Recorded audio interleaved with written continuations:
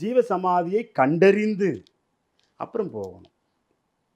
நேற்று வரைக்கும் ஒருத்தர் இருந்துட்டாரு, பச்சை வேஷ்டியை கட்டிட்டு இருந்தாரு, இன்னைக்கு சமாதி பண்ணிட்டாங்கன்னு அங்கே போகக்கூடாது. ஜீவ சமாதியை கண்டறிந்து யார் அது உண்மையாக எதன் மீதும் பற்று இல்லாமல் பிறருடைய வாழ்க்கைக்கு வசதிகளை செய்து கொடுக்கிறார்களோ, வசதிகள்னா மேம்பட்ட வசதி அல்ல, நோயை தீர்த்தல், அவருடைய துன்பத்தை துடைத்தல், ஜீவகாருண்யம் என்று வள்ளலார் சொன்னதைப் போல பிற உயிர்களின்பால் அன்பு வைத்து தனக்காக எதையும் வைத்துக் கொள்ளாமல் எல்லாவற்றையும் மற்றவர்களுக்கு கொடுத்தது. நம்ம கோயம்புத்தூரில் முதல் முறையாக ராஜேந்திர சோழனால் வடிவமைக்கப்பட்ட 18 சித்தர்களுக்கான பரிசுத்த சித்த பூஜையை மூலிகை சித்தரையா நடத்த உள்ளார். விதியை மாற்றுவோம் சித்தர்கள் வழியில் பயிலரங்கு நடைபெற இருக்கிறது.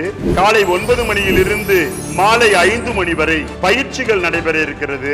விதியை மாற்ற நாங்கள் தயாராக இருக்கிறோம். ஆகஸ்ட் 17, 2025 ஞாயிற்றுக்கிழமை ஸ்ரீ ராமகிருஷ்ண விவேகானந்தர் ஆசிரமம், சித்திரைச்சாவடி, கோயம்புத்தூர்.